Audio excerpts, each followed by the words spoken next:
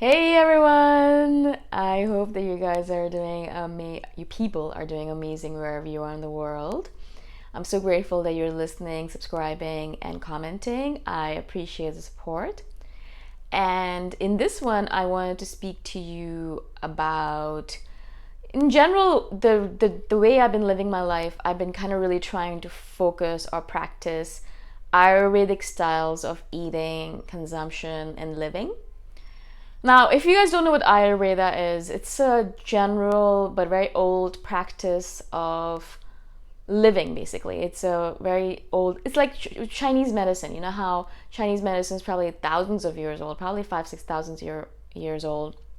Same thing with Ayurveda. Ayurvedic practices go all the way back to, I think, 6,000 years ago is when they really started creating these practices and really working on these yoga masters or these masters in general.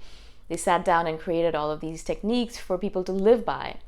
And you do live by them. If you do live by them, then you have a very balanced, harmonious way of living in the world. Your body feels good. Your body is in harmony with its systems and with nature and with the world in general.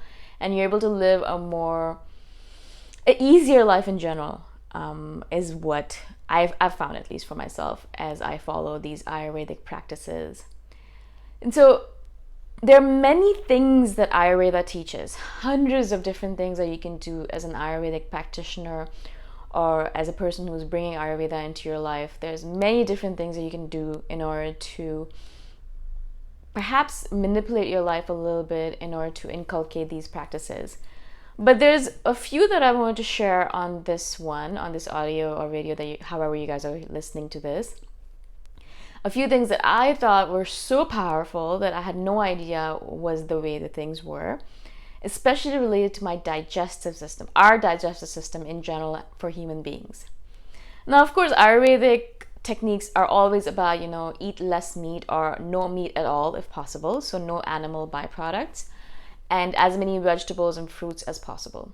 Now, of course, you don't have to completely go to that extreme route. If you want to eat meat still, that's okay.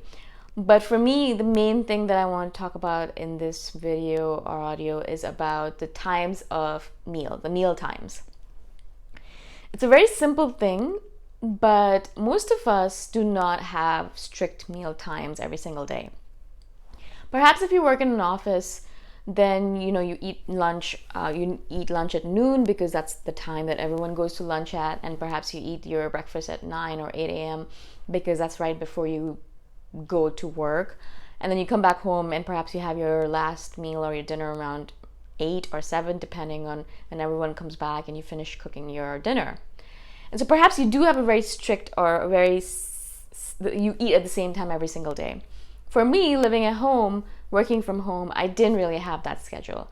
And because of the fact that I get obsessed with work and I get distracted by work, I noticed that I wasn't really paying attention to my meal times at all. As long as I had 2 or 3 meals a day, I was happy with it, and I didn't really think about when they were. As I started reading about Ayurveda, they started talking about the digestive fire, or Agni as they call it. And basically what they say is that our body, just like all of the different circadian rhythms on the planet, there is a million different rhythms that the planet and nature and animals and beings follow in order to emulate the movement of the sun. So basically, morning, afternoon, evening, the way the sun moves through the horizon or through the sky, a lot of our rhythms are based on that. So melatonin is produced in a certain time at a certain time in our bodies, so that we get sleepy or we wake up. And other hormones, enzymes, different things are produced in our body at certain times of day, depending on where the sun is in the sky. So at noon, where it's the highest, certain things happen in our body. At 6 p.m., when it kind of starts going down, certain things happen in our body. And so the digestive fire, which is basically the production of digestive hormones in your body, happens at certain times during the day. And yeah, you can have meals at any time of day, and perhaps your body will produce a little bit of digestive hormones to digest that food. But in general, it's a good idea to follow these set times because then your body is already producing these hormones or these digestive juices, and so it doesn't have to do extra work in order to digest your food. So basically what it says is that 8 a.m., noon, and 6 p.m. are the best times if you want to work alongside your digestive fire to eat your meals. So again, you have a very small meal and at breakfast, so 8 a.m. or before 7:30 to 8, around that time, you have your breakfast, and you try to have a smaller meal then because your Agni or your digestive fire is not as strong in the morning. And your digestive fire is the strongest at noon, at 12 p.m., noon, when the sun is the highest in the sky and the strongest. Your digestive fire is the strongest at that point as well, which means that you should have your biggest meal at that point, lunchtime, so that you are able to use the power of the digestion to digest that big meal. And then as time goes on and as the day goes on, your digestive fire gets weaker and weaker, and it's the weakest in the evening. So unfortunately, as I did and a lot of people do, we have our biggest meal in the evening for some reason. Perhaps because it's the end of the day and you're relaxed and you're at home and you're having a meal with your family and you just end up eating a lot more than you normally do.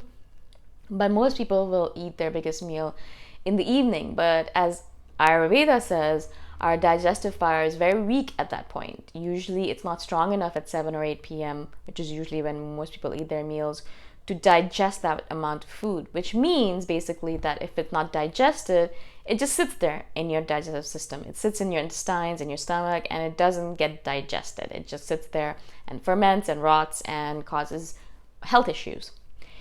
And so in general, as I said, so if your digestive fire is very low, you have a smaller meal, obviously, at dinner, but at 6 p.m., so around 5:30 to 6, you have your last meal. Don't eat too much so that and give your body enough time before sleep in order to digest that food. So if you're going to sleep at 10 p.m., which is again recommended by Ayurveda, so it gives you 2 or 3 hours your body to digest all your food, and so it's not just sitting in your intestine or your small intestine or your stomach, rotting away. It actually gets digested and it actually gets inculcated into your body. So it's used by your body. And so that is essentially what Ayurveda says about meal times. Very simple, really, if you think about it, and actually makes a lot of sense when you think about digestive fires and hormonal cycles and circadian rhythms.